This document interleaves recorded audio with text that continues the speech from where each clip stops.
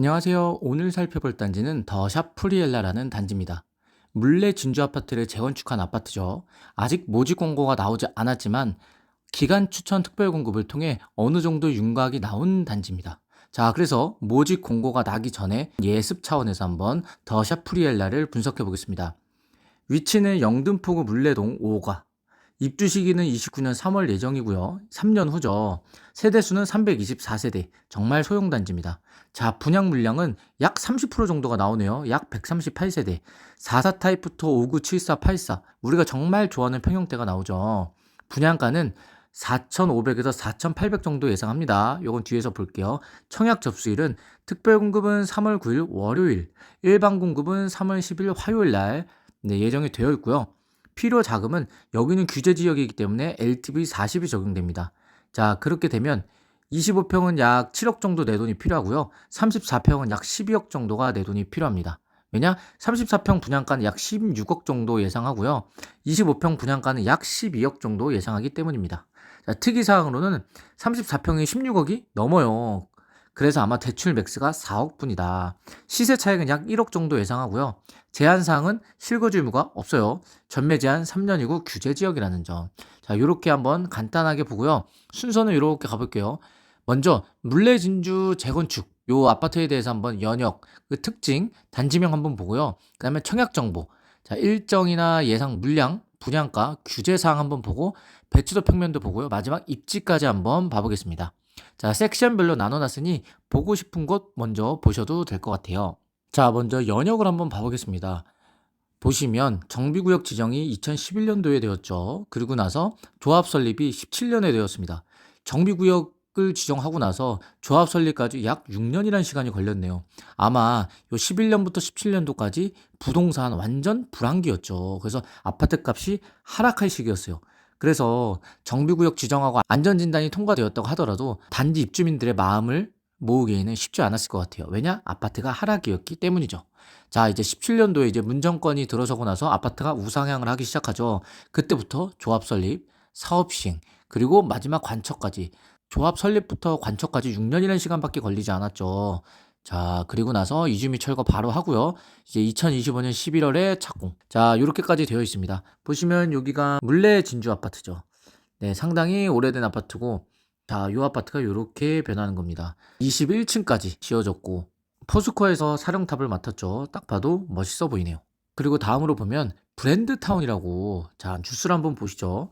자, 포스코 NC 물레동의 더샵 프리엘라 2월 공급 예정이라고 2월 5일 기사로 나온 기사예요. 324 규모로 들어선다.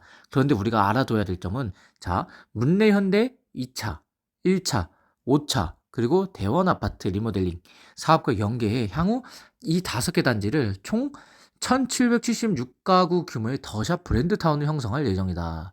자, 요 단지들이 요 동그라미 쳐놓은 곳입니다. 요렇게 네 단지에 여기가 프리엘라, 물레 진주죠. 이렇게 5단지를 합쳐서 모두 다 포스코가 시공탑을 맡고요. 그래서 요 5개 단지를 다 합쳐서 1776가구 모두 다 더샵이라는 브랜드 네임을 쓰겠죠. 그렇게 되면 자, 요렇게 니은자로 포스코 단지가 형성이 되는 겁니다. 이렇게 포스코 타운이 건설이 되면 하나의 랜드마크가 될 수도 있겠죠. 좌측 아파트들은 바로 안양천을 끼고 있어갖고 조망이 정말 좋을 것 같아요. 요 남서향으로 좋아 보이죠. 정말 기대가 되는 단지 중 하나입니다. 다음으로 단지명에 대해서 알아보려고 합니다. 원래 이 물레 진주의 원래 단지명은 더샵 르브리베였어요. 어떻게 보시면 요 물레 진주를 기다렸던 분들은 요 르브리베라는 단지명이 더 어울릴 거예요. 자, 보시면 2025년 11월 31일 기사예요. 이 기사에도 보시면 물레동 진주 아파트 재건축 단지인 더샵 르브리베 요렇게 이 단지명으로도 자, 기사가 나왔습니다. 보시면 이 표에서도 더샵 르브리베로 나와 있어요. 당연히 시공사는 포스코고요. 자, 그런데 2월 초쯤에 더샵 홈페이지에서 드디어 물레진축 재건축 아파트 공식 홈페이지를 오픈했어요. 그 홈페이지의 단지명은 프리엘라로 지어졌습니다. 자, 그럼 르브리에냐 프리엘라냐? 자, 카카오맵인데 카카오맵을 확대해 보시면 여기가 바로 르브리베라고 나와 있어요. 카카오맵은 아직 르브리베로 나와 있습니다. 하지만 공식 홈페이지는 프리엘라라는 점.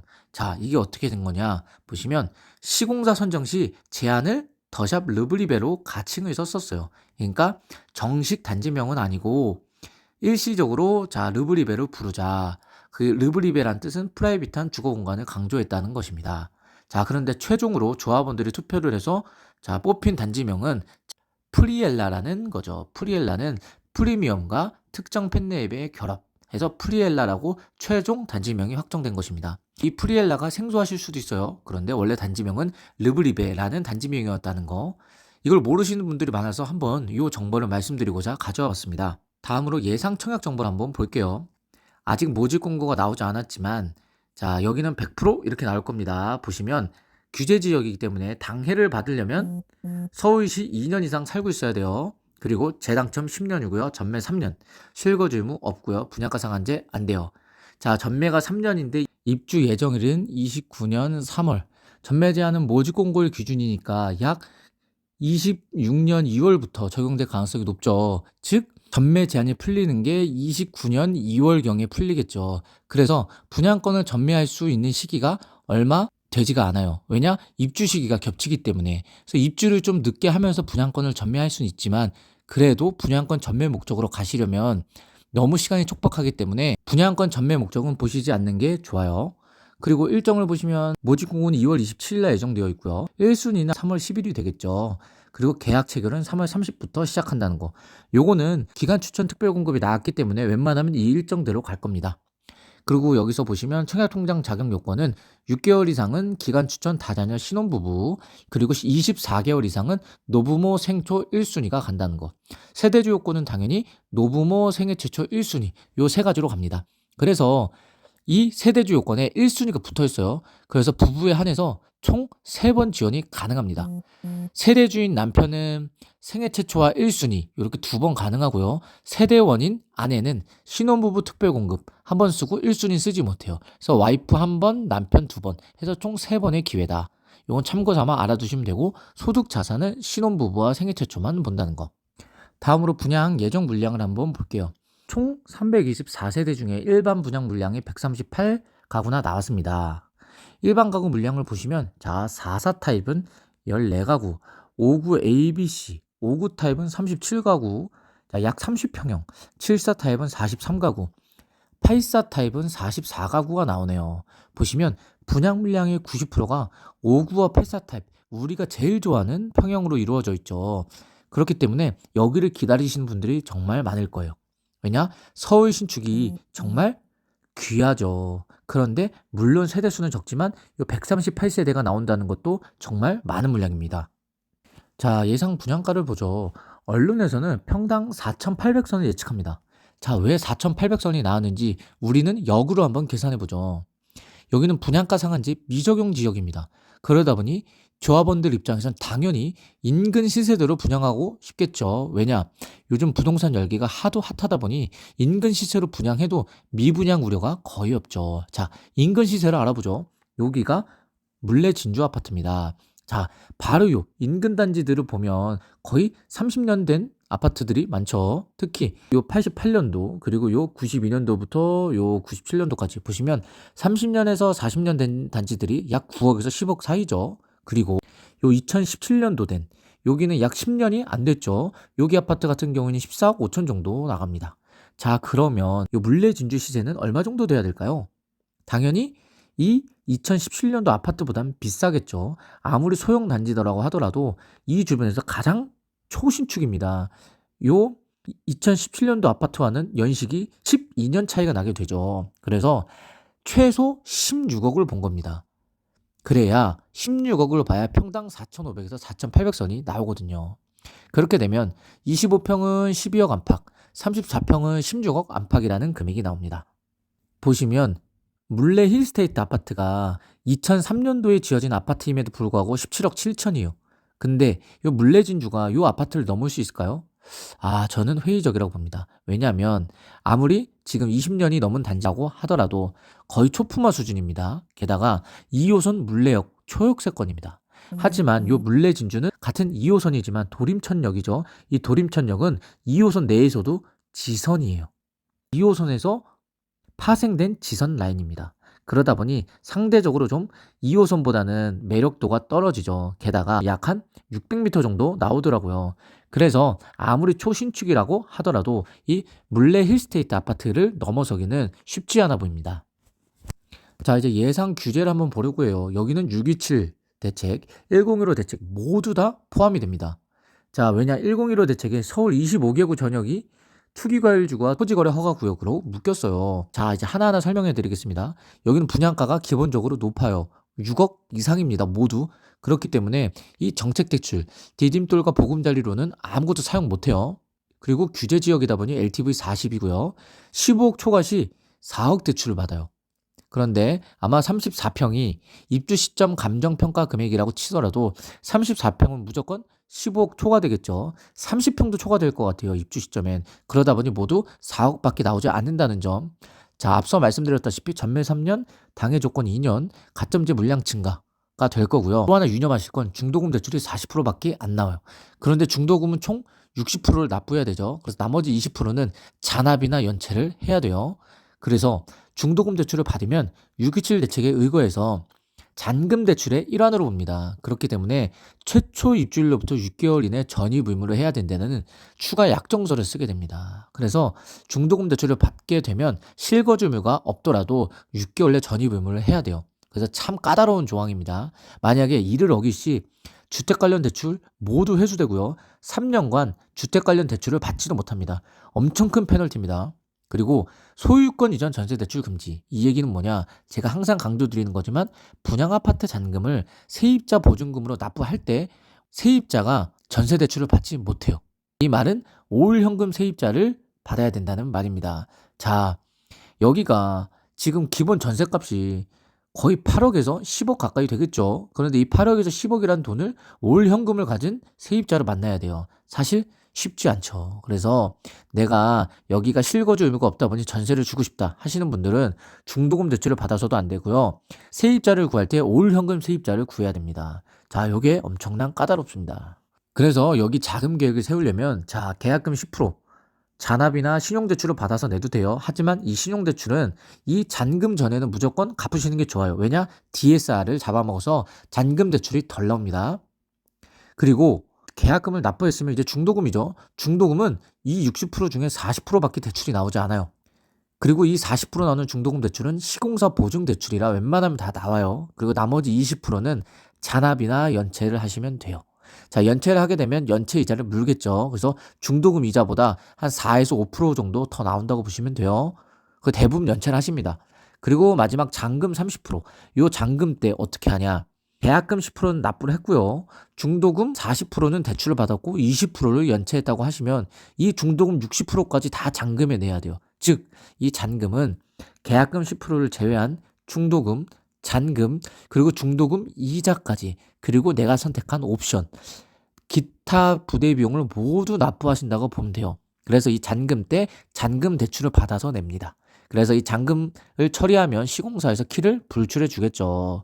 자, 여기가 규제 지역이라 LTV 40밖에 안 나와요. 그리고 분양가가 6억이 넘어서 정책 대출도 안 되고 30평이나 34평은 아마도 대출 맥스 금액이 4억일 겁니다. 요거는 입주 시점 되어봐야 알겠지만 웬만하면 4억이라고 생각하시는 게 좋습니다. 자, 보시면 요 잔금 때 그래서 세 가지 경우의 수가 있어요. 분양권을 전매할 수 있습니다. 하지만 전매 풀리는 시점이 입주 시기이기 때문에 분양권 전매는 현실적으로 안 돼요. 두 번째, 실거주하기. 자, 이게 가장 가능성이 높죠. 마지막, 전세 주기. 자, 전세를 주려면 중도금 대출을 받지 않으면서 올 현금 세입자를 받아야만 돼요.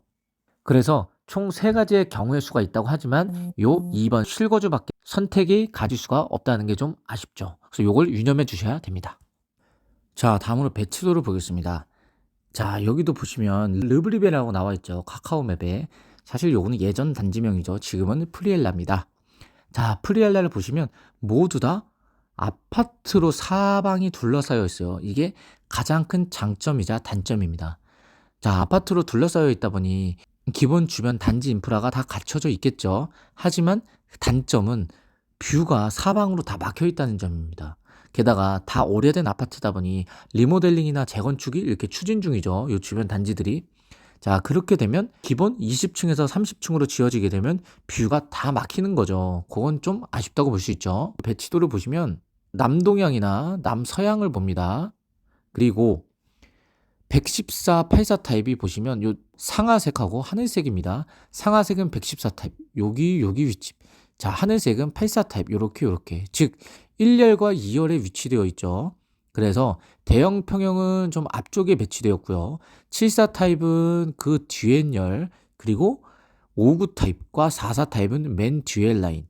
조합원들은 대부분 대형 평형을 선택했겠죠. 그래서 조합원들은 요 앞엔 열이 로얄동이라고 생각을 하는 것 같아요. 실질적으로 앞에 라인이 좋아 보이기도 하고요. 자, 이제 평면도를 봐보겠습니다. 먼저 44 타입. 44 타입을 보시면 투베이 타워형이에요. 아쉽죠. 요즘에는 44 타입도 요 방을 여기에 붙여서 3베이로 많이 짓습니다. 그런데 투베이로 지은 점은 아쉽죠. 여기 보시면 복도식이라고 오해하실 수 있지만, 자, 여기 동호수를 보시면 계단식으로 지어졌습니다. 그 점은 괜찮죠. 계단식이고 남동향을 본다는 거. 방 2개에 욕실 하나로 구성되어 있고요. 제일 큰 장점은 세탁실이 있다는 거. 보통 44 타입은 세탁실이 없어요. 그래서 요 안방 발코니에 세탁실 겸 발코니를 둬서 세탁기나 건조기를 여기에 두게 되죠. 그런데 여기는 세탁실이 따로 구비되어 있는 점은 너무 좋네요. 자, 그리고 59A 타입을 보겠습니다. 자, 3베이 판상형. 4베이가 없다는 점은 아쉽지만 그래도 3베이라도 있는 게 어딥니까? 3베이의 특징은 거실 필두로 방 2개가 거실과 같은 향을 봅니다. 창 3개가 같은 향이다 해서 3베이고요. 판상형은 거실과 주방이 일직선에 있습니다. 그래서 이 거실창과 주방창이 일직선에 있다 보니 마통풍이 가능하고요. 방 하나가 뒤에 깔리다 보니 이 방은 무조건 북향을 보게 됩니다. 요건 좀 아쉬운 점이에요. 그리고 배정동을 보시면 맨 뒷동 이렇게 나란히 위치해 있죠. 모두 다 남서향을 보고요. 5구 B타입, 5구 C타입은 투베이 타워형이에요. 모두. 다른 점은 5구 B타입은 복도 팬트리가 있다는 점, 그리고 5구 C타입은 복도 팬트리는 없지만 현관 팬트리가 있다는 점. 그리고 5구 B타입 위치를 보시면 좌측동에 위치했고요. 남동향을 보고요. 5구 C타입은 우측동에 위치했고 남서향을 본다는 점. 타워형은 도망이나 수납 위주로 가는데 양면 개방형 창도 아니고 단면 개방형 창이죠. 게다가 안방에 조그맣게 드레스룸도 없습니다. 웬만한 타워형이면 25평임에도 불구하고 조그맣게 드레스룸은 하나 만들어주거든요. 근데 그런 점이 아쉬워요. 그러다 보니 당연히 선호도는 59 A타입 판상형이 정말 좋을 것 같아요. B타입인지 C타입인지는 모두 다 투베이 타워형이기 때문에 선호도에 따라 갈릴 것 같아요. 자, 다음으로 중형 평형을 보죠. 74A 타입은 3베이 판상형, 74B 타입은 2베이 타워형입니다. 보시면 74A 타입 같은 경우엔 침실 3회 팬트리가 있네요. 그리고 조그맣게 드레스룸이 생겼죠. 나머지는 59A 타입과 동일합니다. 자, 배정동을 보시면 자 2열 라인과 3열 라인에 위치해 있고요. 74B 타입은 2베이 타워형, 59B 타입과 비슷하죠. 그런데 5구 B타입보다 오히려 수납 공간이 적네요. 복도 팬트리도 없고 현관 팬트리도 없고 대신 조그맣게 드레스룸이 있다는 점. 그리고 여기에 발코니가 있네요. 이건 아마 개방형 발코니겠죠. 그리고 위치를 보시면 2열 남서향 동호수를 지정받네요. 그리고 84A를 보시면 드디어 나왔습니다. 4베이 판상형. 4베이 특징은 거실이 가운데 있고 방 3개가 거실과 같은 향을 봐요. 즉 창 4개가 같은 향을 봐서 4베이. 그리고 주방과 거실이 나란히 있어서 판상형이고요. 마통풍 당연히 가능하고요. 복도가 이렇게 있죠. 근데 타워형 같은 경우에는 복도가 데드 스페이스입니다. 쓸모없는 공간이 되는데 판상형 같은 경우엔 복도가 주방과 거실 사이에 있다 보니 주방에서 거실을 볼 땐 거실과 복도가 같이 보여서 넓어 보이고요. 반대로 거실에서 주방을 볼 때도 복도와 주방이 같이 있다 보니 경계가 모호해서 주방도 넓어 보입니다. 그리고 방 3개가 밑으로 깔리다 보니 상대적으로 드레스룸이 3베이보다는 넓게 빠집니다. 그래서 제일 선호하는 구조가 4베이 판상형이죠. 그래서 한강 조망, 숲 조망 이런 세대를 제외하고는 대부분 4베이 판상형을 최우선시 쳐줍니다. 자, 배정 동호수를 봐도 맨 앞동과 2열 우측동에 배정이 되네요. 자, 그리고 84B 타입은 2베이 타워형입니다. 보시면 복도 팬트리 있고요. 현관 팬트리 있고 수납에 최적화되어 있죠. 그리고 거실에 오픈형 발코니가 있고요. 아, 여기도 사실 양면 개방형 창을 뚫어줬으면 그나마 좀 괜찮은데 그 점은 아쉽지만 그래도 드레스룸을 포함해 팬트리가 2개 있다는 점은 장점이네요. 여기도 선호도는 무조건 4배의 판상형이 압승입니다. 자, 이제 위치를 살펴보겠습니다. 물레 진주는 어디에 위치했냐면 영등포구에 위치했어요. 영등포구 위치를 보시면 바로 한강 이남에 위치해 있습니다. 딱 서울을 봤을 때 남서쪽으로 약간 치우쳐 있죠. 여의동과 당산 이동, 양평 이동이 이 한강을 쫙 끼고 있는 행정동입니다. 그리고 이 영등포구 건너편에는 마포구가 길게 늘어서 있죠. 영등포구를 좀 확대해서 이렇게 보시면 이 물레동에 위치해 있습니다. 그래서 이 영등포구를 좀 보시면 여의동에서는 브라이튼 여의도 23년도 입주한 주상복합이죠. 39억을 찍었습니다. 역시 영등포구에서 여의동이 리딩하는 행정동이라고 볼 수 있죠. 그리고 당산 이동은 당산 센트럴 아이파크 20년도에 입주한 아파트가 24억을 찍고 있습니다. 자, 그리고 이 물레동 같은 경우엔 물레자이 03년도에 입주했죠. 이게 18억 3천을 형성 중입니다. 물레동의 대장이라고 볼 수 있죠. 이 물레동의 특징은 좌측은 바로 양천구, 그리고 밑에 쪽은 구로구와 인접해 있어요. 특히 오늘 살펴보는 물레 진주는 길 하나만 건너면 구로구 신도림동이 나옵니다. 그래서 신도림동의 인프라를 그대로 이용할 수 있어요. 자, 그리고 이제 입지를 살펴볼게요. 물레 진주가 여기 있습니다. 보시면 2호선 물레역과 800m, 2호선 도림천역과 550m. 물레 진주는 물레역보단 멀지만 2호선 도림천역을 끼고 있으니 야, 정말 좋다라고 생각할 수 있지만 같은 2호선인데도 좀 다릅니다. 왜냐하면 여기가 2호선 노선도입니다. 보시면 아까 보이던 게 도림천역과 물레역이었죠. 보시면 물레역은 2호선 내선 순환 열차입니다. 그러다 보니 우리가 말하는 그 2호선이 맞아요. 그런데 도림천역은 2호선 중에서도 지선에 속해 있어요. 그래서 이 도림천역은 예를 들어 2호선 내 합정역을 간다 하시면 도림천을 타고 신도림에 가셔서 갈아타셔야 돼요. 그래서 생각보다 번거롭습니다. 그래서 같은 2호선이어도 그런 느낌이 살짝 다르다는 점 알아두시고요. 그래서 요 물레 인근 아파트 단지보다는 당연히 도림천 인근이 상대적으로 떨어질 수밖에 없다는 점 유념하시고요. 그래도 어찌됐든 2호선 지선에 가깝다 보니 여의도와 가깝습니다. 물리적 거리. 그리고 강남과 시청, 권역이 3, 40분대면 가고요. 그리고 도로를 보시면 서부간선도로와 경인로가 인근에 있어요. 자, 그리고 학군을 보겠습니다. 초등학교는 요 영문초 배정이에요. 300m 거리 가깝죠. 초등학생 저학년들도 도보로 이용 가능합니다. 그리고 물레중 배정 300m. 초중학교는 바로 인근에 있다. 그리고 주변을 보시면 자, 대부분 아파트 단지예요. 그래서 너무 좋죠. 하지만 구축이라는 점은 좀 아쉽고요. 그런데 어차피 신축으로 바뀔 단지들이죠. 그리고 보시면 여기가 안양천, 여기가 도림천. 그래서 니은자로 이 하천이 흐른다는 점 정말 좋죠. 그리고 바로 좌측이 목동입니다. 양천구. 그러다 보니 학원가를 라이딩도 할 수 있고 버스 한 방이면 가게 됩니다. 그래서 학령기 자녀를 키우시는 분들에겐 정말 좋습니다. 자, 이제 마무리를 해보려 합니다. 서울 내 귀하디 귀한 신축입니다. 1월 초에 드파인 연희 이후로 서울 모집 공고가 하나도 뜨지 않았어요. 약 거의 1개월 반 만에 뜨는 거겠죠. 이엘라가. 하지만 이 모집 공고도 아직 뜨지 않은 거예요. 기간 추천 모집 공고가 있었지만 이 또한 밀릴 가능성도 있습니다. 그렇기 때문에 서울 내 정말 귀하디 귀한 신축이에요. 여기를 지금 기다리시는 분들도 되게 많아요. 왜냐? 실거주 만족도가 정말 큰 지역이죠. 영등포구고 좌측에 양천구고 한강 인접이다 보니 정말 좋습니다. 그래서 우리가 예상하는 평당 4,800에 나와도 무조건 완판이죠. 그리고 경쟁률 또한 장난 아닐 것 같습니다. 그래서 본 모집 공고가 나오면 더 자세하게 한번 분석해 보겠습니다.